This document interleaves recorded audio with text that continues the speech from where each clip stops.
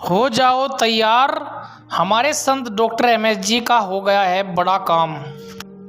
सिरसा दरबार से की हजूर पिताजी ने बड़ी घोषणा और सभी साथ संगत के लिए भेजा है पैगाम। जी हाँ साथ संगत जी, धन धन सदगुरु तेरा ही आसरा। सदगुरु जी की प्यारी साथ संगत जी, आप सभी का आपके अपने चैनल एनकेपी में बहुत बहुत स्वागत है। साथ संगत जी, हजूर पिताजी ने सभी साथ संगत के लिए एक बहुत बड़ी घोषणा कर दी है, जिस घोषणा का सभी साथ संगत बेसब्री से इंतजार कर रही थी और सभी साथ संगत ये सोच रही थी कि हजूर पिताजी कब ये बड़ा पैगाम सभी साथ संगत को देने वाले हैं। फाइनली वह अनाउंसमेंट हो चुका है और वह अनाउंसमेंट क्या है सभी साथ संगत को हम बताने जा रहे हैं। इसलिए आप सभी साथ संगत से हाथ जोड़कर विनती करना चाहते हैं कि इस वीडियो को लाइक कर दे और ज़्यादा से ज़्यादा साथ संगत को इस वीडियो को शेयर भी कर दे।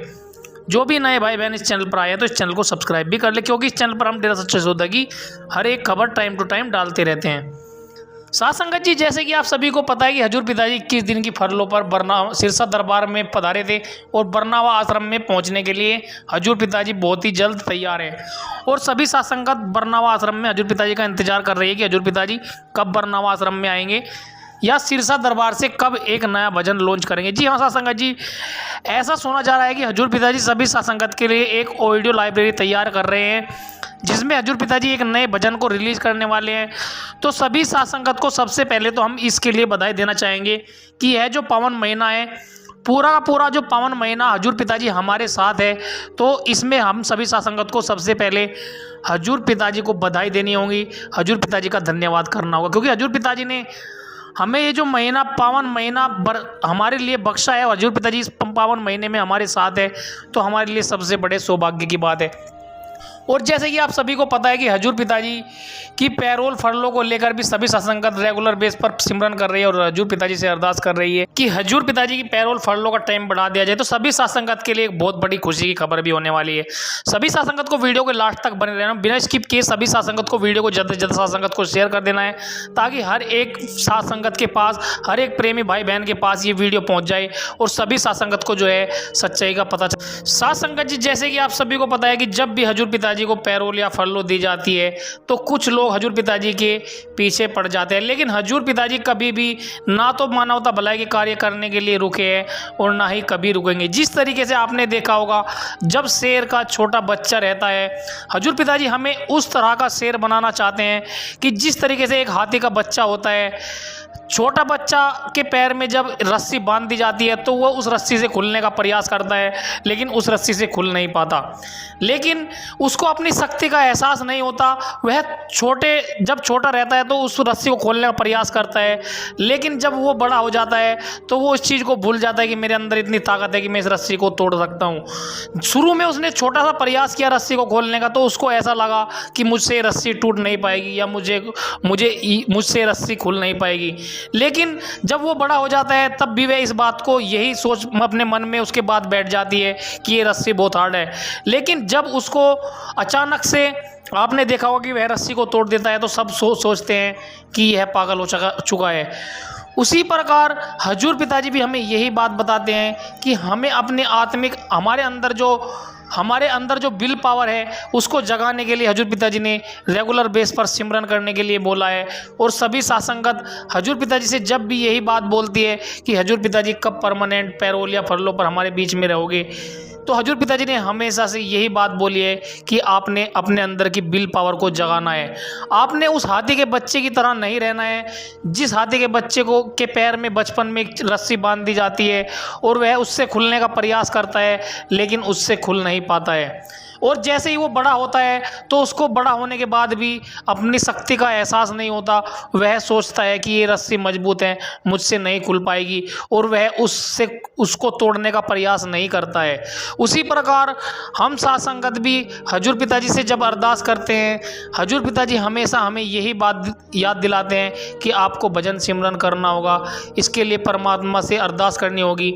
बहुत ही जल्द हम सभी साथ संगत के बीच में भी परमानेंट रहेंगे। साथ संगत जी, रही बात हजूर पिताजी के बरनावा आश्रम में आने की, हजूर पिताजी कुल मालिक सदगुरु जो भी खेल खेलते हैं वो अपनी मर्जी से खेलते हैं। और सभी साथ संगत के बीच में बहुत ही इम्पोर्टेंट, बहुत ही बड़ी खुशी की खबर ये भी सुनने में आ रही है कि हजूर पिताजी जो है बरनावा आश्रम में बहुत ही जल्द पहुंचने वाले हैं। तो सभी साथ संगत को हजूर पिताजी से रेगुलर बेस पर अरदास करनी है, क्योंकि हजूर पिताजी जब भी बरनावा आश्रम में आते हैं तो कुछ ना कुछ बड़ा धमाका करते हैं, और ये बड़ा धमाका इतना अच्छा खुशियों भरा होने वाला है कि सभी साथ संगत के जो है वारे के न्यारे होने वाले हैं। और साथ संगत जी एक बात और रही बात हजूर पिताजी के परमानेंट पैरोल पर जल्दी आने की, कुछ साथ संगत हजूर पिताजी के लिए रेगुलर बेस पर प्रयास कर रही है, लेकिन कुछ साथ संगत के मन में ये डाउट है। आज वो डाउट हम क्लियर करना चाहते हैं कि हजूर पिताजी जल्दी क्यों नहीं आ रहे।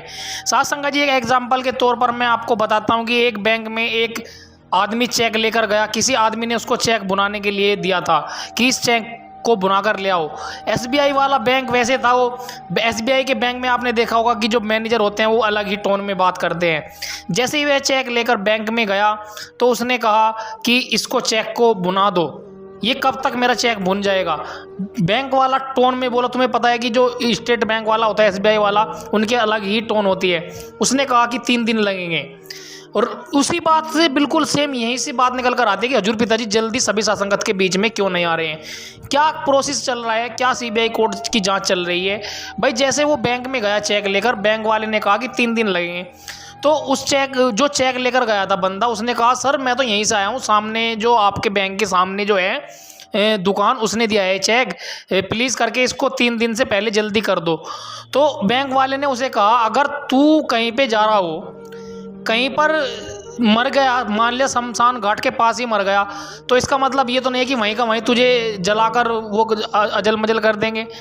तू बता कि यहीं पे तुझे अजल मजल करेंगे शमशान घाट के पास ही। उसने कहा नहीं, पहले घर लेकर जाएंगे, फिर क्रियाक्रम करेंगे, उसके बाद वापस शमशान घाट में लाएंगे। तो उसने कहा बैंक वाले ने कि सेम वही बात यहीं पर है कि इसका प्रोसेस जो 3 दिन का है वो तो पूरा होकर ही रहेगा। ये पहले ड्रॉप होगा, फिर ड्रॉप होने के बाद आएगा, वापस आएगा, फिर जब जाकर इसका प्रोसेस पूरा होगा कंप्यूटर में चढ़ेगा, उसके बाद चेक बनेगा। उसी प्रकार हमारे हजूर पिताजी की बात पैरोल फरलों को लेकर आते हैं। कुछ सासंगत बहुत ही ज़्यादा खलबली मचा रही है कि हजूर पिताजी को परमानेंट के लिए क्यों नहीं भेजा जा रहा।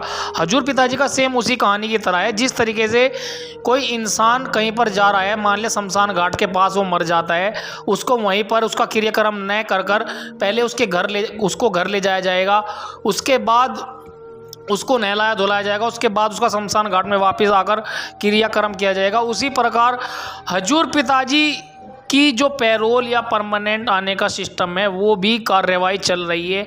उसमें जितना प्रोसेस लगेगा वो तो लगेगा, चाहे कुछ भी हो जाए। लेकिन हमारे हजूर पिताजी हमेशा से एक ही बात बोलते हैं कि हमारा जो साथ रहा है वो कानून का रहा है, हम कानून का सम्मान करते हैं, कानून की प्रक्रिया को पूरी करेंगे, उसके बाद ही सभी साथ संगत के बीच में आएंगे। साथ संगत जी हमें हजूर पिताजी के साथ इसमें साथ रहना है, कोई भी कार्य ऐसा नहीं करना है जिससे हजूर पिताजी के लिए कोई भी अड़चन पैदा हो। हमें सभी साथ संगत को हजूर पिताजी के नियमों का पालन करना है। जैसे भी हजूर पिताजी जिम्मेवार के अनुसार हजूर पिताजी के द्वारा कार्य बताए जाते हैं उनको ही पालन करना है। अगर हम सभी साथ संगत यह चाहते हैं कि हजूर पिताजी हमारे बीच में परमानेंट रहे और परमानेंट के लिए ही हमारे पास में आ जाए, तो हमें इस बात की इस प्रोसेस को पूरा करना पड़ेगा साथ संगत जी। और एक सभी साथ संगत के लिए एक बहुत ही इंपॉर्टेंट जानकारी ये भी आई है कि हजूर पिताजी ने आज एक बहुत ही अच्छा प्रण करवाया है। साथ संगत जी जो हजूर पिताजी ने एक प्रण करवाया है उसे बताने से पहले मैं एक बार फिर से सभी साथ संगत से कहना चाहता हूँ कि वीडियो को लाइक कर दे और ज़्यादा से ज़्यादा साथ संगत को शेयर भी कर दे, क्योंकि हजूर पिताजी की वीडियो जो है इसमें हजूर पिताजी की चर्चा ही होती है, हजूर पिताजी के बारे में ही जानकारी मिलती है और डेरा सच्चा सौदा का जो भी मानवता भलाई का कार्य किया जाता है उसका प्रचार प्रसार किया जाता है। और हजूर पिताजी हमेशा यही बात बोलते हैं कि डेरा सच्चा सौदा, हजूर पिताजी कभी भी ये बात नहीं बोलते कि हमारा नाम बढ़ाओ।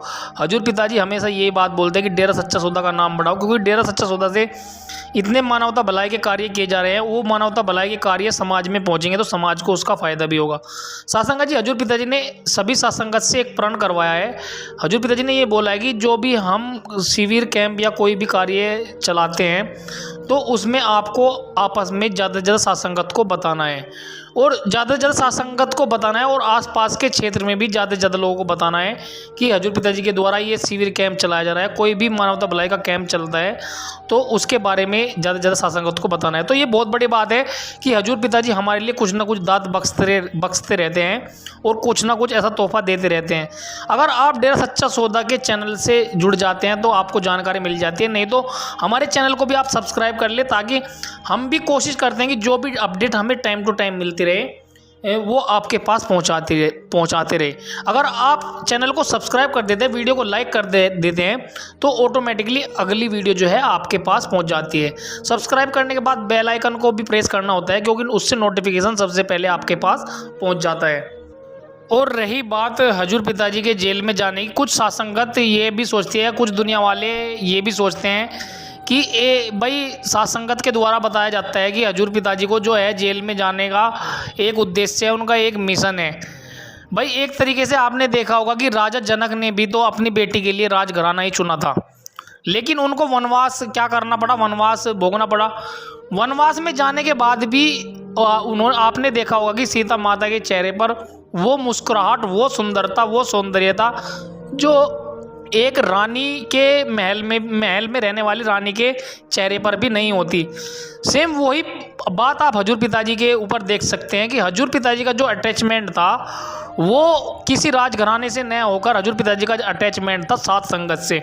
और हजूर पिताजी सात संगत से जुड़े हुए आज भी है, पहले भी है। सेम सीता माता की तरह भाई राजा जनक ने भी अपनी लड़की के लिए राजघराना चुना, लेकिन हुआ क्या कि उनको राजघराना ने मिलकर वनवास जाना पड़ा। और वनवास में रहने के बाद भी उन्होंने अपना सौंदर्यता, अपने व्यवहार, अपना आचरण एक ऐसे रखा जो कोई बड़ी रानी भी नहीं रख सकती, राजमहल की रानी भी नहीं रख सकती। वो उनके आचरण और व्यवहार की वजह से था। सेम उसी प्रकार हमारे हजूर पिताजी का जो आचरण और व्यवहार है वो भी किसी राजा महाराजा से कम नहीं है। हमारे लिए तो हमारे राजा संत डॉक्टर गुरमीत राम रहीम सिंह जी इंसाई है, हमारे लिए वो बब्बर शेर है। वो हमें आज भी भले ही जेल में रहते हो, लेकिन हमें उनसे इतना कुछ सीखने को मिलता है जो कोई राजा किसी युग में एक बड़े बड़े राजा भी नहीं सिखा सकते। क्योंकि एक राजा का धर्म होता है अपनी प्रजा को सुखी रखना। और हजूर पिताजी हमेशा से भले ही जेल में रहते हो, भले ही कहीं पर रहते हो, लेकिन वो हमेशा से एक ही संदेश देते हैं कि हमें किस तरीके से कैसे अपने जीवन को सफल बनाना चाहिए, भले कितनी भी बुरी स्थिति क्यों ना आ जाए। हजूर पिताजी के आपके चेहरे पर आपने देखा होगा कभी भी इस तरह की मायूसी नहीं देखी होगी कि जैसे एक आम इंसान को अगर 2 रात के लिए जेल में भी बंद कर दिया जाए तो उसके शरीर पर फर्क पड़ जाता है, उसको ऐसा लगने लगता है कि जैसे वो इस दुनिया से ही चला गया हो। लेकिन हजूर पिताजी 2017 में जेल में गए थे और 8 साल लगभग हो चुके हैं। 8 साल में जेल में रहने के बाद भी हजूर पिताजी के शरीर पर और भी ज़्यादा ग्लो आ चुका है, शरीर पर उम्र का कोई प्रभाव नहीं पड़ रहा है। हजूर पिताजी आज भी और भी ज़्यादा यंग दिखते हैं। आपने देखा होगा हजूर पिताजी 2017 में जब जेल में गए थे तब के आप वीडियो उठाकर देख सकते हैं और आज के आप वीडियो उठाकर देख सकते हैं। हजूर पिताजी आज भी पहले से ज़्यादा यंग दिखते हैं।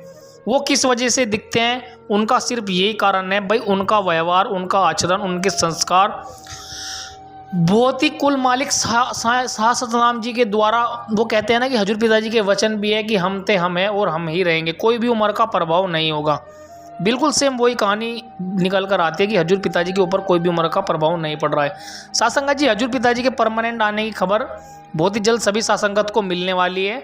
और रही बात हजूर पिताजी के बरनावा आश्रम में आने की, जैसे ही हमें कोई खबर हजूर पिताजी के बरनावा आश्रम में आने की मिलेगी या कोई भी हजूर पिताजी नया भजन या नया सॉन्ग रिलीज करते हैं तो सबसे पहले हम इस चैनल के माध्यम से आपके पास पहुंचाने की कोशिश करेंगे। तो इसलिए आप सभी सासंगत से हाथ जोड़कर विनती करना चाहते हैं कि वीडियो को लाइक कर दे, ज़्यादा से ज़्यादा सासंगत को शेयर भी कर दे। तो भी सासंगत के लिए आपके आसपास के माहौल में सासंगत को डिमोटिवेट करने की कोशिश करते हैं कि हजूर पिताजी को जो है जेल में ही रहना पड़ेगा, जेल के बाहर हजूर पिताजी नहीं आएंगे। आपको उनसे इतनी दूरी बनाकर रखने, जिस तरीके से आपने देखा होगा कि जैसी चोट जैसी जगह पर लगती है ऐसा ही रिजल्ट आता है। अगर आप कुत्ते को लाठी मारते हैं तो जो कुत्ता है वो लाठी को पकड़ता है, अगर आप लाठी शेर को मारोगे तो आपको उसका रिजल्ट अलग ही मिलेगा। वो लाठी को नहीं पकड़कर वो उसका क्रियाक्रम करेगा, वो अपने फोकस पर क्रियाक्रम करेगा कि जहाँ से जो है मुझ पर वार हुआ है। वो एक शेर में और कुत्ते में ये फ़र्क होता है। तो आपने ऐसे लोगों से दूरी बनाकर रखनी है। आपको वो कुत्ता नहीं बनना है कि जो लाठी आपके ऊपर मारने की प्रयास कर रहे हैं, यानी कि बातों की लाठी, एक तरीके से बात मार रहे हैं कि हजूर पिताजी, हम हजूर पिताजी से दिल से मोहब्बत करते हैं, वो हमारे सेल्फ रेस्पेक्ट पर, हमारे आत्मसम्मान पर अटैक करते हैं, हमारे हजूर पिताजी का नाम लेकर हमें उकसाने की कोशिश करते हैं, तो आपको लाठी नहीं पकड़नी है। अगर आप उनसे बहस करते हैं तो एक तरीके से उस कुत्ते की तरह, जो जिस तरीके से कुत्ते को लाठी मारते हैं वो लाठी को पकड़ता है, और एक शेर को लाठी मारते हैं तो शेर लाठी को न पकड़कर इंसान को एक कच्चा चबा जाएगा। तो उसी प्रकार से हमें उनकी बातों पर प्रहार नहीं करना है, उनकी बातों का जवाब नहीं देना है। वो हजूर पिताजी के नाम से हमें उकसाने की कोशिश करेंगे, क्योंकि हमारा हजूर पिताजी से अटैचमेंट बहुत ज़्यादा है, लेकिन हमें उनकी बातों पर ध्यान नहीं देना है। हमें क्या करना है, चुपचाप निकलना है। हमें उस शेर की तरह रहना है, जो शेर लाठी को न पकड़कर उसी इंसान का क्रियाक्रम करता है जो उस पर प्रहार करता है। हमारे लिए उसका अपोजिट क्या है, हमें उस बात का ही क्रियाक्रम कर देना है जिस बात के लिए वो मुद्दा उठाना चाहते हैं सामने वाला इंसान। हजूर पिताजी के नाम से हमें उकसाने की कोशिश करना चाहता है, हमसे भिड़ने की कोशिश करता है, तो हमें चुपचाप निकल जाना है। हमें हमारे बब्बर शेर ने हमें भी शेर बनाया है, यही कोशिश रहती है हमारे बब्बर शेर की कि डेरा सच्चा सौदा से जो भी साथ संगत जुड़ती है उनके जीवन में खुशहाली आए, और किसी ना किसी प्रकार से जो भी मैसेज जाए वो एक अच्छा और सकारात्मक ही मैसेज हो। तो साथ संगत जी, हजूर पिताजी की कोई भी बात आपने ध्यान से सुनी होगी, तो हजूर पिताजी हमेशा से जब भी यही बात बोलते हैं कि आपको जो है अभी वक्त जैसा है उस वक्त के हिसाब से चलना है, किसी से फालतू बहस नहीं करनी है। सबको पता चलेगा जब हजूर पिताजी सभी साथ संगत के बीच में परमानेंट आएंगे। और हजूर पिताजी के जो सत्संग के वचन हम आपको डालने जा रहे हैं वो भी आप सुन लिया करें। उन वचनों से जो है आपके अंदर एक तरीके से विल पावर आएगी। हजूर पिताजी के वचन आप अगर सुनते हैं तो एक तरीके से आपका दिल इतना अच्छा लगने लगता है। जिस प्रकार आपने देखा होगा कि जब आप किताब से दूर भागते हैं तो किताब आपसे 10 गुना दूर भागती है। किताब को आप 2 दिन पढ़ोगे तो आपका तीसरे दिन ऑटोमेटिकली किताब पढ़ने का मन करेगा। उसी प्रकार से हजूर पिताजी के जब वचन हम सुनते हैं और वे वचन हमारे जीवन से निकल कर आते हैं, हमारा मन हमें गवाही देगा कि हमें हजूर पिताजी का सत्संग नहीं सुनना चाहिए, लेकिन हमें वह सत्संग सुनना है। अगर आप सुनेंगे तो इसमें आपका ही फायदा है। सत्संग जी, हजूर पिताजी के वचन डालने से पहले आपसे एक बार फिर से कहना चाहते हैं कि वीडियो को लाइक कर दे।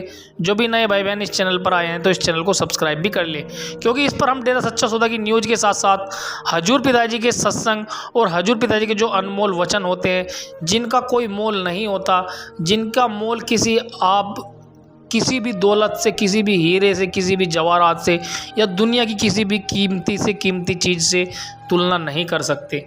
तो आप सभी साथ संगत से हाथ जोड़कर विनती करना चाहते हैं कि हजूर पिताजी के वचन भी जरूर सुने। हजूर पिताजी के वचन सुनने से पहले वीडियो को लाइक जरूर करें। हजूर पिताजी की कौन सी बात आपको अच्छी लगी, हजूर पिताजी के कौन सी बात आपके जीवन में सेट बैठी और कौन सी बात आपको लगी कि हाँ ये हमारे जीवन में काम आएगी, तो वो कमेंट बॉक्स में भी आपको ज़रूर बताना है। हजूर पिताजी को और भी कुछ नहीं करना तो कमेंट बॉक्स में नारा जरूर लिखना है। चलिए स्टार्ट करते हैं हजूर पिताजी के आज के इम्पोर्टेंट वचन। हीरा अनमोल जन्म मनुष्य शरीर।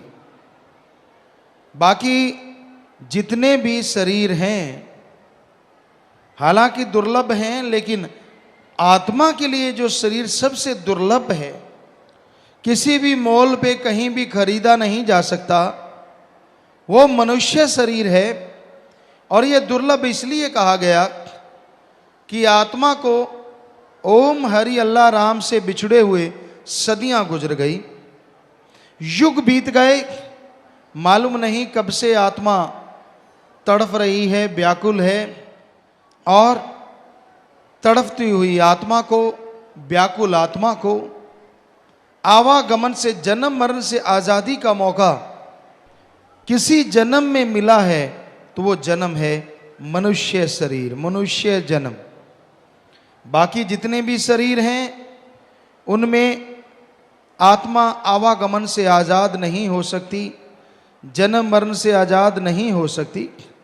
सिर्फ मनुष्य शरीर में ही प्रभु ने मौका दिया है, मालिक ने मौका दिया है कि ये जन्म मरण से आज़ाद हो जाए। लेकिन ये संभव तभी है जब सुमरन किया जाए, जब भक्ति की जाए, जब तक जीवात्मा मनुष्य शरीर में ओम हरि अल्लाह राम की भक्ति इबादत नहीं करती, तब तक आवागमन से आजाद नहीं हो सकती। जन्म मरण का चक्कर बड़ा लंबा है। धर्मों में हमने पढ़ा, सदियां गुजर गई आत्मा को भटकते हुए, युग बीत गए, अलग अलग धर्मों में भाषा जरूर अलग अलग है, लेकिन सबका मतलब यही है कि आत्मा को मालिक से बिछुड़े युग हो गए, सदियां गुजर गई, बहुत समय हो गया। एक जन्म मरण का दुख भयानक है, और 84 लाख बार जन्म लेना, 84 लाख बार मरना, उसका दर्द कितना आत्मा को सहना पड़ता होगा, कहने सुनने से परे। मनुष्य शरीर जो सर्वोत्तम है, इसके जन्म मरण का जो दुख है वो धर्मों में लिखा है कि जन्म के समय आत्मा जठर अग्नि में रहती है, मां के गर्भ में रहती है, बहुत टेम्परेचर होता है, चारों तरफ गंदा खून, आत्मा शुरू में आ जाती है और फिर शरीर बनता है। तो वो व्याकुलता, बेहद परेशानी, तड़पती हुई आत्मा मालिक को बुलाती है, मालिक का नाम लेती है, मालिक में लिब लग जाती है, और आत्मा तड़पती हुई व्याकुलता से मालिक को बुलाती है, तो उसका ध्यान मालिक से जुड़ जाता है, उसका ख्याल मालिक से लग जाता है, तब जाके ये शरीर बनता है, शरीर की रचना होती है। और शरीर बनके जब आत्मा बाहर आती है तो उसकी लिब मालिक से टूट जाती है एकदम से, और दुनिया की हवा ऐसी लगती है, कभी कभार रोती है मालिक की याद में। नन्हे शिशु को आपने देखा होगा, कभी कभी वो बेवजह ही तड़प के रोने लगता है। वो उस मालिक से टूटी लिब की वजह, उसका ध्यान मालिक से ताजा ताजा टूटा होता है। वो आंखें मूंदता है कि मेरा दुनिया में ध्यान ना जमे, लेकिन धीरे धीरे माया ये काल की ऐसा असर करती है कि दयाल की तरफ से ध्यान बिल्कुल हटता चला जाता है और दुनिया में वो खोता चला जाता है।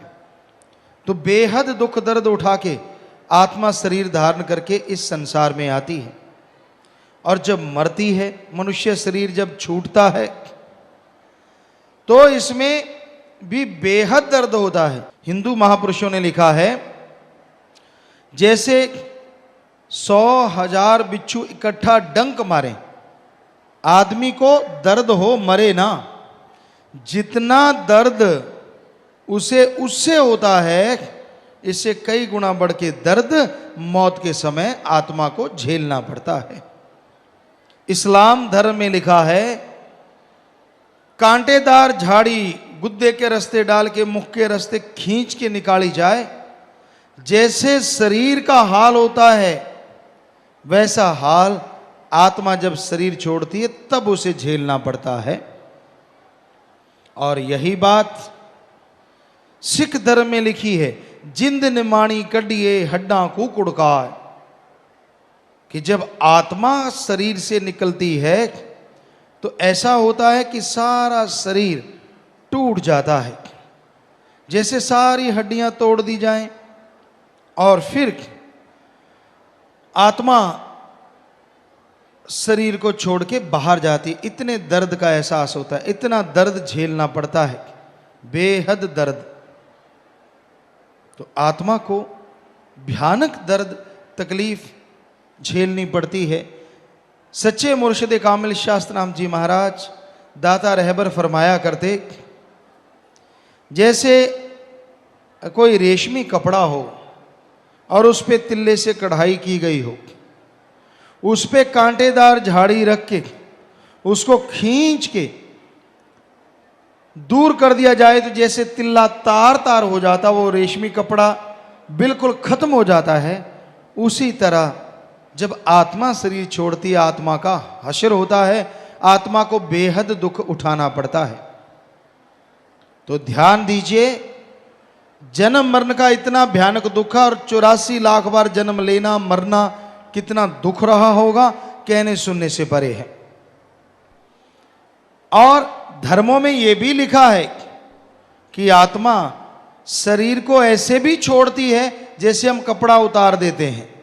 कपड़ा उतारा, नया पहन लिया। यह कब संभव है? इसके लिए ओम हरि अल्लाह राम के नाम से जुड़ना जरूरी है। उस ओंकार जिसने ब्रह्मा विष्णु महेश को बनाया, उस नूरे जलाल अल्लाह ताला जिसने सारी सृष्टि खलकत फरिश्तों को बनाया, वो एक ओंकार वाहिगुरु जिसने सब कुछ बनाया, वो सुप्रीम पावर गॉड जिसने सब कुछ बनाया तैयार किया, उसका नाम लोगे तो मौत के समय चेहरे पे ज्यादा नूर आ जाता है। और आदमी कई तो बता के जाते हैं कि मैं फलां टाइम पे जाऊंगा, भाई मेरा मालिक लेने आया है। ऐसी खुशी होती है जो जिंदगी में कभी हुई नहीं होती, दर्द तो दूर की बात। सो राम नाम में, भगवान की भक्ति में इतनी शक्ति है, इसलिए मालिक का नाम लेना चाहिए, मालिक की भक्ति करनी चाहिए। मालिक की भक्ति से ही ये सब कुछ संभव है। अन्यथा भाई जन्म मरण के दुख भोगने पड़ते हैं। और मालिक की भक्ति से 84 लाख जन्म मरण का चक्कर भी खत्म हो जाता है। इस जन्म में मौत का डर तो होता ही नहीं, बल्कि आगे से भी जन्म मरण का जो दर्द है वो हमेशा के लिए खत्म हो जाता है। ऐसा है ओम हरि अल्लाह राम का नाम। इसलिए मालिक का नाम लेने में हिचक नहीं करनी चाहिए, झिझक नहीं करनी चाहिए। और उसको लेने में कोई पैसा तो लगता नहीं, कोई कपड़ों का रंग नहीं बदलना, कोई धर्म जात मजहब नहीं बदलना, घर बार नहीं छोड़ना। आप अपने घर परिवार में रहते हुए मालिक का नाम ले सकते हैं, प्रभु की भक्ति इबादत कर सकते हैं। क्योंकि मालिक का नाम लेने से, प्रभु की भक्ति इबादत करने से इंसान के जन्म मरण का चक्कर तो खत्म होता ही होता है, बल्कि आवागमन से भी मुक्ति मिलती है, आवागमन से भी मोक्ष मुक्ति मिलती है। और जीते जी जितने गम दुख दर्द चिंता बीमारियां हैं वो भी पहाड़ जैसी अगर हैं तो कंकर में बदल जाया करती हैं। इसलिए हर किसी को मालिक का नाम लेना चाहिए, हर किसी को प्रभु की भक्ति इबादत करनी चाहिए। उस भक्ति में ही खुशियां हैं, उस भक्ति में ही इंसान को चैन आता है, आनंद आता है, लज्जत मिलती है। तो भाई मालिक का नाम सुखों की खान है, मालिक का नाम खुशियां देने वाला है, मालिक का नाम खुशियां बरकरार रखता है। जैसे आपको खुशियां मिल गई, घर में सब कुछ आ गया, लेकिन वो खुशियां हमेशा बरकरार रहें, वो खुशियां कभी कम ना होने पाएं, इसके लिए जरूरी है कि आप मालिक का नाम लेते रहें। अरे जोर क्या लगता है आपका? अगर सुबह शाम 15 मिनट 20 मिनट देने से मालिक के नाम से आपके भयानक कर्म कट जाते हैं, तो आप मालिक का नाम लेते क्यों नहीं? भक्ति इबादत करते क्यों नहीं? मालिक का नाम जरूर लेना चाहिए। इंसान मालिक का नाम ले तो ही खुशियां मिलती हैं। जब मालिक का नाम लेना बंद कर देता है तो उसे अपने कर्मों का बोझ उठाना पड़ता है। तो मालिक का नाम बिना दाम के मिलता है।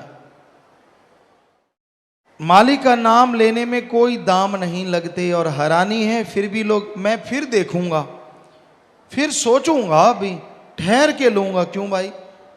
क्या तेरे पास भरोसा है कि वो आने वाला टाइम तेरे हाथ में है? श्वास आए ना आए ये तो राम जी जाने, अल्लाह मालिक जाने किसके कितने श्वास बकाया हैं। इसलिए ये बहुत जरूरी है कि आप समय रहते मालिक को याद करो, भक्ति इबादत करो। जो समय की कदर करते हैं उन पे ही मालिक का रहमो करम बरसा करता है। और जो समय की कदर नहीं करते वो हमेशा पश्चाताप में रहते हैं। तो मनुष्य जन्म रूपी समय आपके हाथ से फिसलता जा रहा है। इसमें उस परम पिता परमात्मा का नाम जपो। दुनिया में ऐशो आराम के लिए आप कितना साजो सामान जुटाते हैं। गाड़ी चाहिए, रहने को बढ़िया घर बंगला बगीचा चाहिए, अच्छी औलाद हो, तंदुरुस्ती चाहिए, अच्छा खाने पीने का सामान चाहिए। पर ये सारा तभी अच्छा लगता है अगर शरीर तंदुरुस्त है। बीमार इंसान को सोने के कमरे में बिठा दो, गोल्ड के कमरे में बिठा दो, 10 एसी लगा दो, क्या उसे कोई चैन आएगा? उसे कोई असर नहीं, चाहे आम मकान में हो चाहे उसमें। वो चारपाई पे लेटा है, कर्रा रहा है, दर्द ही दर्द शरीर में हो रहा है। इससे अच्छा है कि वो तंदुरुस्त रहे, चाहे एसी ना हो, गोल्ड ना हो, चाहे एक पेड़ के नीचे ना रहना पड़े, पर तंदुरुस्त जैसा कोई सौगात नहीं। तो अगर जीवन में तंदुरुस्ती चाहते हो कि आपको बीमारियां लगे ही ना, तो राम का नाम रेगुलर जपा करो। जैसे सुबह सुबह उठते हो, चाय नाश्ता लेना जरूरी, आप लेते हैं, खाना लेना जरूरी, दिन को भी खाना टाइम पे लेते हैं, नहीं लेते तो अंदर चूहे कूदते हैं। सारा काम आप टाइम पे करते हैं। एक ही काम है जो टाइम पे नहीं करते, राम का नाम, अल्लाह की इबादत, वाहिगुरु की याद। उसके लिए भी टाइम निश्चित कर लो कि हाँ भाई मैं इस टाइम नाम जपूंगा, रात को भी इस टाइम जपूंगा ही जपूंगा। और उसका नाम जपने से तंदुरुस्तियां आएंगी, घर में बरकत आएगी और आने वाली परेशानियां उड़ती चली जाएंगी। क्यों नहीं थोड़ा सा टाइम देते, क्यों नहीं जरा सा समय देते? पता नहीं क्या इतना काम है आपके वश में हो, मौत आने वाली हो तो जमदूत को भी रिश्वत दे दो, मेरा अभी काम बाकी है यार, 5 लाख ले जा, मुझे कुछ दिन के लिए छोड़ जा। पर वहां रिश्वत नहीं चलती। जब टाइम आ गया उसने तो आपकी सुननी नहीं, झट से ले जाना है। सो आप ये कहते हैं मुझे काम बहुत रहता है, सत्संग में नहीं आ सकता, बड़ा काम धंधा है, इमरजेंसी हो जाए, तेरा बच्चा बीमार हो जाए, देखते हैं काम कैसे चलेगा। कैसे छुट्टी ले लेता है झट से, तब काम कौन चलाता है? क्योंकि सत्संग को जरूरी नहीं समझता इंसान। जबकि सत्संग में बना बनाया सुमरन बचनों पे पक्के रहने वाले बेतहा ले जाते हैं। सो ये बहानेबाजी बड़ी अजीब लगती है। जब हम पूछते हैं किसी से, आप आए नहीं भाई, सत्संग आया करो बेटा, बहुत काम धंधा रहता है, बहुत रहता है भाई। वाकई वाकई रहता है इतना काम धंधा कि आप सत्संग का 1-2 दिन नहीं निकाल सकते? हमें तो नहीं जचता, आप साफ और सफेद झूठ बोल रहे हैं। क्योंकि और कामों, ससुराल में शादी हो, देखते हैं कैसे नहीं जाते आप, मत जाओ। तब कैसे काम चल जाता है दफ्तरों में? तब तो 4 दिन की छुट्टी और 4 दिन की एप्लीकेशन दोस्त को पकड़ा के जाते हैं, यार ससुराल में शादी है, छुट्टी तो मैंने ले ली, बाई चांस वहां 1-2 दिन ज्यादा लगे तो एप्लीकेशन आगे कर देना। क्यों? क्योंकि वहां जीजा जी जो होनी है, घर का जवाई राजा आया है, और जवाई राजा यूं, वैसे कोई पूछता ही ना हो जाए तो। पर वैसे तो वहां कैसे काम चल जाता है भाई? दफ्तरों में कैसे सब जगह से छुट्टी मिल जाती है? सत्संग क्या फजूल है? अरे सत्संग फजूल के पाप कर्मों को जो आपको भोगने पड़ रहे हैं जला के राख कर देता है। इसलिए सत्संग में जरूर आया करो। हर धर्म में लिखा है, हमने सारे धर्म पढ़े हैं सतगुरु की कृपा से, हर धर्म में लिखा है सत्संग में भगवान विराजमान होते हैं और बेइंतहा मूसलाधार दया में रहमत बरसाते रहते हैं। क्या पता कौन सी रहमत आप पे बरस जाए और कैसे आप दोनों जहान की खुशियों से माला माल हो जाएं। क्योंकि दुनिया में रहते तो आपको राम याद नहीं आता, घाटा पड़ने लगता है तो भगवान याद आता है, बीमारी लग जाए तो भगवान याद आता है, बच्चा बीमार हो, घर में तकलीफ हो, शरीर में दर्द हो तो भगवान याद आता है। वैसे तो तरह तरह की पार्टियां हैं, तरह तरह के दिन रखे जा रहे हैं और उनमें एंजॉय करो, बस सारा दिन एंजॉय ही है, गप मारने का, चुगली करने का, निंदा करने का, किट्टी पार्टी है जी, उसमें क्या होता है, तेरा पति ऐसा, तेरा फलाना ऐसा, तेरा धिंकड़ ऐसा। ये चुगली पार्टी रहे तो अच्छा नहीं लगेगा। कर कोई नाम ने, माता बहनों बुरा ना मानना, वैसे रखना तो यही चाहिए ना भाइयों को भी। जो भी आप इंजॉय के लिए पार्टी लगती है, इंजॉय चुगली पार्टी कैसा रहेगा, कभी नहीं रखोगे। वैसे होता तो यही कुछ है। बैठ जाओ, आप चुगली निंदा छोड़ दो, देखते हैं पार्टी में क्या करते हो। हम स्कूल में गए, लड़कियां थी, कॉलेज था, स्कूल था, बच्चे बैठे थे अपने वहाँ आश्रम में, हमें याद नहीं कौन सा बच्चा था। तो स्कूल में बैठे बैठे हमने उनसे कहा, बेटा आप सिमरन किया करो, भक्ति किया करो। कहते पिताजी आप आया करो। हमने कहा ठीक है, आप कोई बुराई छोड़ दो। कहने लगे हाँ जी आप बताइए, हमें बता दीजिए, हम वो बुराई छोड़ देंगे। हमने कहा पक्का? हमने कहते जी हाँ। सारे स्कूल कॉलेज के बच्चे कहने लगे। हमने कहा ठीक है बेटा, चुगली निंदा छोड़ दो। बच्चों ने हाथ खड़े किए। एक ठीक ठाक छोटा सा बच्चा था, वो रो रहा था। हमने कहा बेटा हमारे पास ही था, तू रो क्यों रहा है? तो उसने जो कहा जरा ध्यान से सुनना। कहने लगा पिताजी अगर चुगली निंदा छोड़ देंगे तो करेंगे क्या? वाकई सच है, जरा सोच के देखो, चुगली निंदा अगर छोड़ दोगे तो करोगे क्या? बाकी बातें कौन सी रह जाती हैं? भाई कैसा है? ठीक हूं। काम धंधा कैसा चल रहा है? बहुत बढ़िया चल रहा है। अगर ऐसे बोल दिया तो अंदर जलन शुरू हो जाती है, उसी टाइम तेजाब बनना शुरू हो जाता है। भगवान इसका बढ़िया चल रहा है, आग क्यों नहीं लगाई इसके? और अगर किसी ने कह दिया यार बहुत बुरा हाल है, बाहर से अच्छा यार मेहनत करना, अंदर से लड्डू फूटते हैं, बढ़िया हो गया, तू इसी काबिल था। सो किसी को खुश देख के आज के लोग खुश नहीं होते, बल्कि ज्यादातर लोग दुखी हैं दूसरों को खुश देख के। किसी को खुश देखते हैं, किसी को सुखी देखते हैं, बेहद दुखी हैं, बेहद दुखी, या अपने कर्मों की वजह से दुखी हैं। तो कर्मों से नेकर्म होने के लिए, कर्मों से बचने के लिए, कर्मों का दायरा जबरदस्त है, उनसे आपका बचाव हो, इसके लिए अगर कोई मूल मंत्र है, अगर कोई तरीका है, तो एकमात्र तरीका ओम हरि अल्लाह वाहेगुरु राम का नाम है। जो मालिक का नाम लेते हैं, जो भक्ति इबादत करते हैं, वही मालिक की कृपा दृष्टि के काबिल बना करते हैं। सो यही कहा गया कि हीरा जन्म मिला है, इसमें मालिक का नाम जपो, ताकि हर तरह की परेशानियां, हर तरह की गंदी आदतें जो आपको लग चुकी हैं उनसे बच सको और मालिक की खुशियों से माला माल हो सको। मानस जन्म मिले भोग 84 प्यारे, इस देही को देवी देवते तरसे सारे, सब जूनों से ऊंचा है यह जन्म मिला प्रधाना। मनुष्य जन्म के लिए देवी देवता भी तरसते हैं। सर्वोत्तम शरीर प्रभु ने बनाया है। 5 तत्व से शरीर बने हैं, पृथ्वी, पानी, अग्नि, वायु और आकाश। किसी में एक है, जैसे वनस्पति है, इसमें एक तत्व मुख्यतः है, वो है पानी। आप सरसों का साग ले लो, हरे पत्ते ले लो, उसे 40-50 किलो सुखा दो, तोल के धूप में रख दो, और बाद में आप देखेंगे वो 5-4 किलो ही रह जाता है, क्योंकि सारा जो पानी है वो उसमें से उड़ जाता है। बाकी जो तत्व हैं लेश मात्र उसमें रह जाते हैं।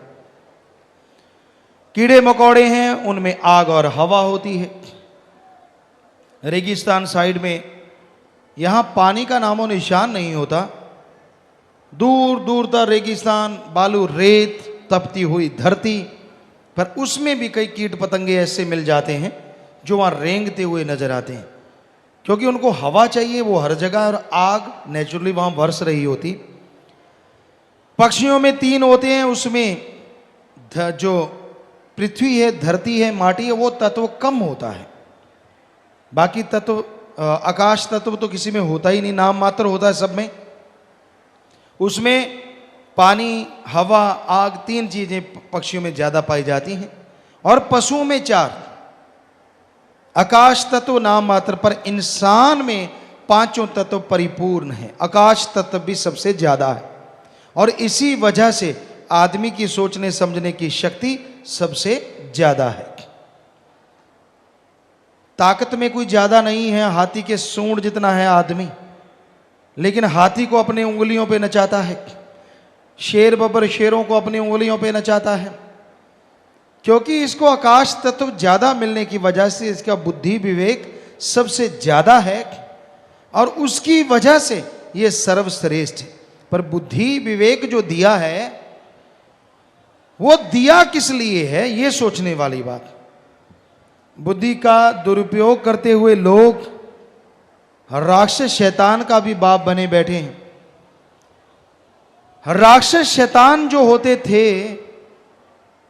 वो तब आदमी को मारते थे जब उनके कोई दायरे में चला जाता था। जंगलात में उनके दायरे होते थे, सीमा रेखा होती थी कि उसमें अगर कोई चला गया तो वो राक्षस खा जाता था, छोड़ता नहीं था, लेकिन उसके बाहर नहीं आता था। समाज में ये असूल बनाए गए थे। तब युग कुछ और था कि जो मांस मदिरा बुरे कर्म करते हैं उनको राक्षस की उपाधि दी जाती थी, और उनका एक दायरा जंगलात में छोड़ दिया जाता था। इससे बाहर आया तो तुझे मार देंगे, इसके अंदर जो मर्जी कर। तो वो वहां रहते थे। तो कोई क्यों जाएगा कि इधर राक्षस क्या लेने जाएगा। लेकिन आज घोर कलयुग, ऐसा कलयुग है, चंद नोटों के लिए आदमी बिक रहे हैं और आदमी आदमी को खत्म कर रहा है, और इसका कोई दायरा नहीं। क्या पता कब सोए हुए निर्दोषों को खत्म कर दें, क्या पता चंद नोट के लालच के लिए कब अपने बाप को, भाई को, बहन को, मां को कब कोई मार दे, कोई भरोसा नहीं। इंसानियत रस्ताल में चली गई, मानवता खत्म होती जा रही है, ये भावना बिल्कुल बर्बाद होती जा रही है। तो भाई इंसानियत को जिंदा रखना है, जरूरी है, और इंसानियत को जिंदा रखने के लिए इस दिमाग का दुरुपयोग नहीं करना चाहिए।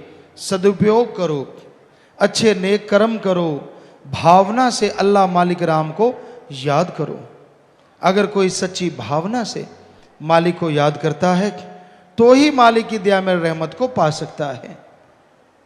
इस दिमाग के इस्तेमाल को अच्छाई की तरफ लेके जाओ, भलाई नेकी की तरफ लगाओ, तो आप देवी देवताओं से बढ़ के नज़ारे लूट सकेंगे, और आपका जीवन उनसे सर्वश्रेष्ठ है ये आपको महसूस होने लग जाएगा।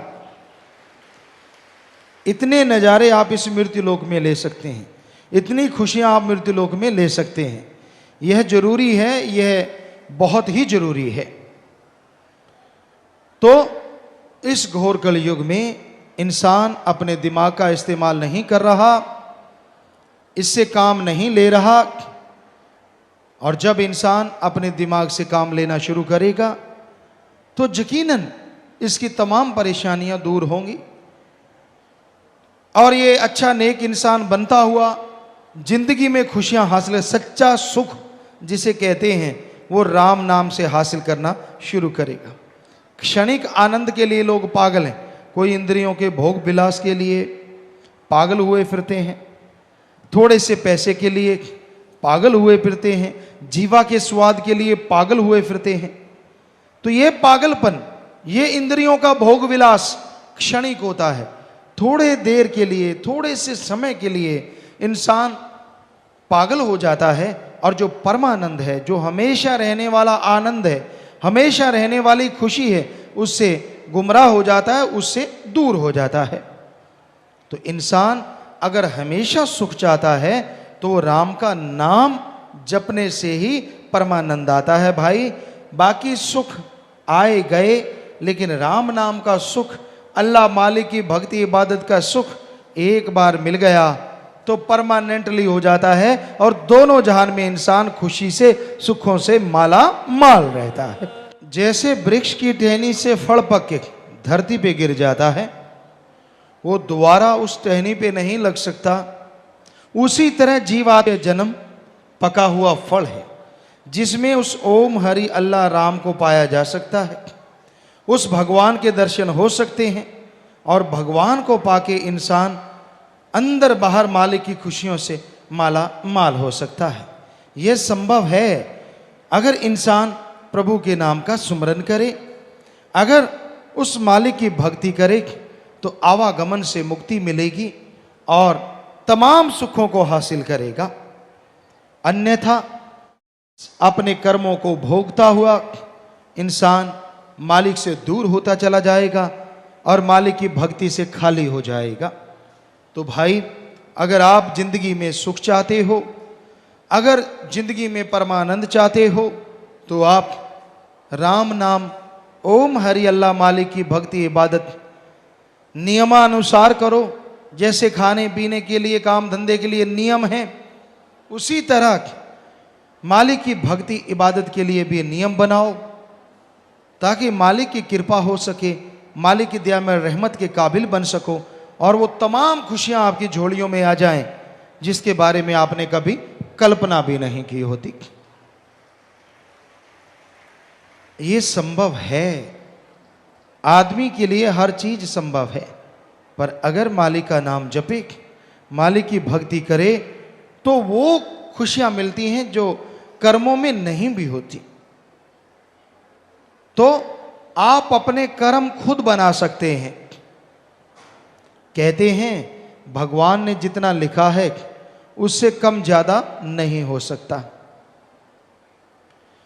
जितना लिखा है उतना ही मिलेगा।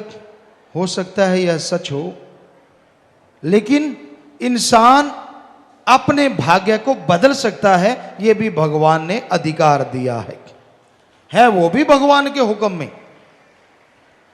हिम्मत करे अगर इंसान तो सहायता करे भगवान। हमारे हिंदू धर्मों में लिखा है, इस्लाम धर्म में लिखा है, हिम्मते मर्दा मददे खुदा। आप मेहनत कीजिए, हिम्मत कीजिए, काम धंधे में राम नाम की तरफ, दोनों तरफ मेहनत करो, सिर्फ काम धंधे में नहीं, राम नाम में भी मेहनत करो, सुमरन करो, सत्संग सुनो, भले कर्म करो और साथ में फिर काम धंधे में मेहनत करो, तो दोनों में मालिक बरकत डालेंगे, दोनों में लाभ होगा और मालिक की खुशियों से लबरेज आप जरूर होते जाएंगे। आगे भजन में आया, घर और काम को भूला, विषयों में मन लगाया, प्रभु बुलाने लिए माया ने जाल बिछाया, मन माया से बचने लिए सत्संग में है आना। घर भूल गया, असली घर, असली मुकाम कौन सा है जीव का? उस ओम हरि अल्लाह मालिक का वो निज धाम, जिसे हिंदू धर्म में निज धाम सतलोक, सिख धर्म में सचखंड, इस्लाम धर्म में अनामी। वैसे ये अलग अलग भी हैं, जैसे जैसे कोई सुमरण करता है उसके अनुसार दर्जा है। तो उस निज मुकाम को, जो आत्मा का असली घर है, जीव भूला बैठा है। दिन रात विषय विकार में, दिलो दिमाग में या तो काम वासना, क्रोध, लोभ, मोह, अहंकार, मन, माया, इन्हीं में खोया रहता है, इन्हीं में उलझा रहता है। हासिल कुछ भी नहीं है, दिन रात इनमें लगा रहा। विषय विकार, काम वासना की आंधी ऐसी सिर पे चढ़ी कि काम वासना के बिना कोई ख्याल ही नहीं आता। क्या माँ, क्या बहन, क्या बेटी, कोई भी हो सामने, आज रिश्ते नाते खत्म होते जा रहे हैं। और इसी का नाम घोर कलयुग या महाकलयुग हमारे धर्म शास्त्रों में लिखा हुआ। सिर्फ काम वासना प्रधान ऐसा हो रहा है। बुरा हाल है इंसानियत का, बुरा हाल है रिश्ते नातों का। बचने का एकमात्र उपाय अच्छे संस्कार माँ बाप के या फिर राम का नाम लगातार आदमी जपता रहे तो इन बुराइयों से बच सकता, वरना इनसे बचना असंभव सा नजर आता है। कबीर जी ने लिखा है, हाथी पकड़ने के लिए घास फूस की हस्तनी बना देते थे या कागजों की हस्तनी बना देते थे और वहां मलमूत्र हाथी का वहां डाल देते थे। कहते काम वासना में अंधा होता है हाथी एक टाइम पे, तो वो उसको देख के दौड़ा चला आता और वो करते क्या कि एक बड़ा खड्डा बना लेते और उसमें छत डाल देते घास फूस की और उसके ऊपर ही हस्तनी बना देते। तो हाथी को कुछ मालूम ना पड़ता, मस्ती में झूलता हुआ आता और जैसे आगे जाता तो वो गड्ढे में गिर जाता, कैद हो जाता। कई दिन भूखा रखते, खाना देते थोड़ा थोड़ा, फिर अंकुश से उसको मारते ताकि उनके काबू में रहना सीख ले, फिर कहीं जाके उसको गड्ढे से बाहर निकालती। तो ऐसे ही मन दीवाना है, ये काम वासना में, बुरी चीज़ों में उलझा रहता है, बुरे बुरे ख्याल, बुरी बुरी सोच, जिसे देखता है बुरा। क्योंकि जो आदमी खुद सही नहीं ना होता, उसे कोई रिश्ता नाता सही नहीं लगता। वो वैसे ही तराजू में तोलता है जैसे खुद की भावना होती है कि मैं इतना गिरा हुआ हूं, मेरे में ये कमियां हैं, दूसरा सही कैसे हो सकता है, आदमी यह सोचता है। तो भाई अपने आप को शुद्ध करो। सभी एक जैसे नहीं होते, आज भी अच्छे नेक लोग हैं, आज भी रिश्ते नाते बचे हुए हैं हमारे धर्मों की वजह से, अच्छे संस्कारों की वजह से और भगवान की कृपा की वजह से। वरना संसार में बहुत बुरा हाल है। इस कलयुग में इंसानियत का नामो निशान मिटता जा रहा है। तो भजन में आ गया है जी, मांस खा शराब पीकर जन्म बर्बाद करे, आत्मा विचारी को ना जेल से आजाद करे, निर्बल हुई रोती देकर जेल से छुड़ाना। मांस खाने में आज इंसान इतना गिर गया है, आदमी आदमी का मांस खाए जा रहा है, आदमी के बच्चों को कुत्ते खा रहे हैं। फिर है नशे, नशे बर्बादी का घर है। जितने भी तरह के इंसान नशे करता है बर्बाद होता चला जाता है। अफीम की खेती से स्मैक, क्रैक, चूरा पोस्त, भुक्की, अफीम, हेरोइन, बहुत सारे नशे बनते हैं और इससे बहुत तरह का कैंसर इंसान को हो जाता है, बहुत तरह की बीमारियां हो जाती हैं। इन नशों से बाज आ जाओ, ये नशे बर्बादी का घर हैं। तो भाई ये कभी नहीं करना चाहिए, ये भी इंसान के हर कार्य में बाधक हैं और मालिक से दूर करते हैं। भजन के आखिर में आया जी, जिंदगी रूपी बेड़ी भवजल में गोते खाए, नाम जहाज बिन कैसे है पार जाए, बिन मांझी के तर ना सकता है दस्तूर पुराना। जिंदगी रूपी नैया, भवसागर, ये संसार, इसमें काम वासना, क्रोध, लोभ, मोह, अहंकार की ऊंची ऊंची लहरें उठ रही हैं और इसमें ये नैया डगमगा रही है। कभी काम वासना की लहर उठती है तो कभी क्रोध की, कभी अहंकार की, कभी मोह ममता की। इसमें उलझी हुई जीवात्मा बुरी तरह से व्याकुल है, बुरी तरह से दुखी हो रही है।